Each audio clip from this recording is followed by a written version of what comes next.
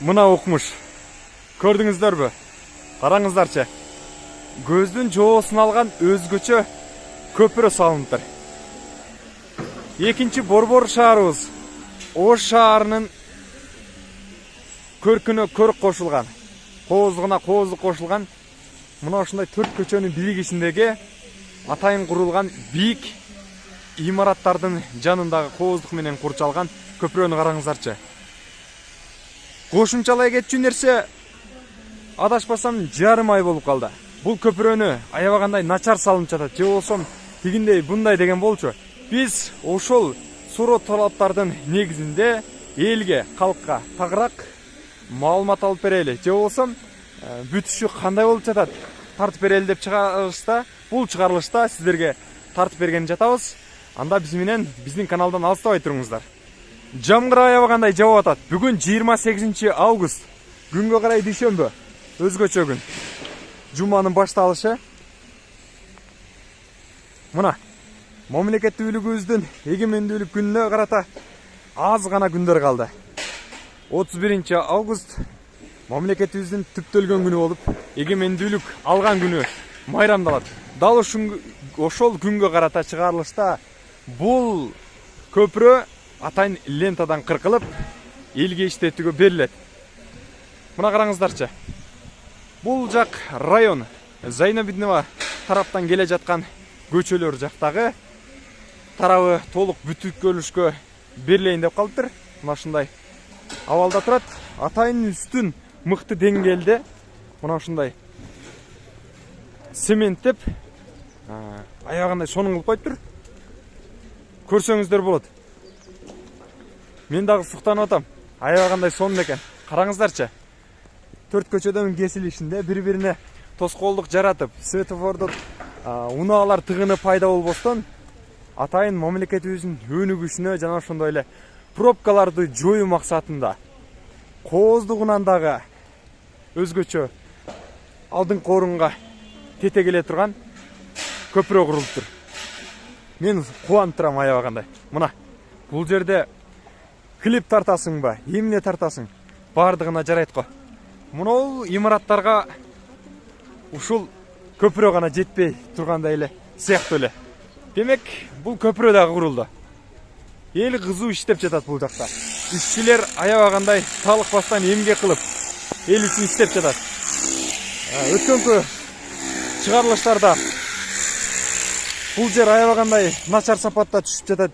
Тигиндей бундай деген сөздөргө ишенүүдөн алысыраак болуп, биз мамлекетибиздин өнүгүшү алдыда экендигин көрүп кубанууга болот. Бул иштерди көргөндөн кийин. Караңыздарчы. Бул жакты. Менсинип Сулайман тоо бул жакта карап турат.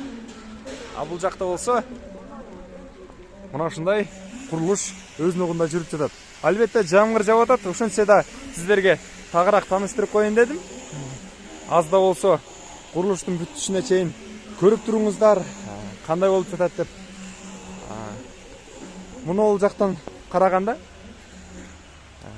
кармап чыгуучу атайын темирлерди орнотулат экен. Ал эми бул жактарда толугу менен орнотулуп бүтүптүр. Бекем экен, мыкты. Мына караңыздарчы. Темирдүүлүн каттуулугун. Бул жактан атайын сварочный сварка менен катырып, мыктылап сонун кылып коюптур. Ал эми сыртын болсо мондай апшыкпалап, нар жактан кооз көрктүү көрүнүш үчүн жасалгылап коюшкан. Албетте буну ачылыш күнүнө жеткенде атышат. Ага чейин тийбей турганы оңго деп ойлойм. Мына. Ал эми ортосу. Бул аябагандай чоң деңгээлдеги масштабтуу концерттин деңгээлиндеги бир чоң иш-чаранын деңгээлинде ачылуучу көпүрө болуп саналат. Эскерте кетчү нерсе, бул Орто Азиядагы эң чоң көпүрө болуп эсептелет. Мына, чоңдугун көрдүңүздөр да.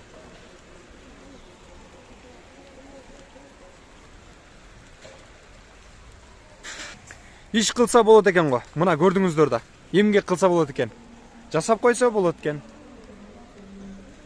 Үйдө жатып алып сөз сүйлөгөндөн көрөк, жумуш жасап, иш менен сөз сүйлөп эле койбостон аракет кылып өзүнүн эмгектери менен көргөзсө болот экен. Бул да болсо ушул көпүрөнү салып, каржылап, күнү түнү дебей эмгек кылып, эл үчүн, жерим үчүн иштеймин деген эр азаматтардын, агалардын, байкелердин салымы десек болот. Албетте ыраазычылык билдиребиз.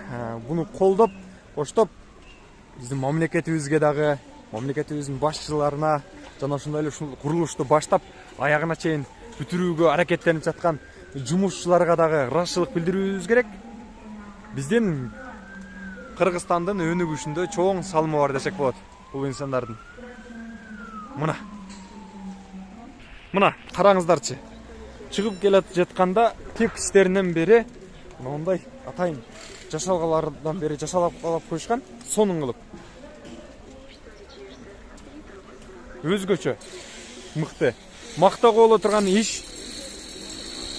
Буйруса 31 август эгемендүүлүгүбүздү алганыбызга 32 жыл толот.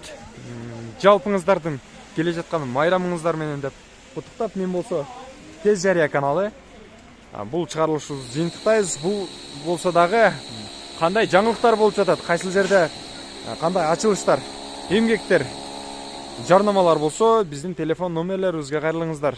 Биз сиздердин кызматыңыздабыз. Буйрушса эл кызматында, элдин ишеничинде болобуз. Дагы бир жолу ассаламу алейкум. Тез Жарыя каналы болду. Сак саламатта туруңуздар.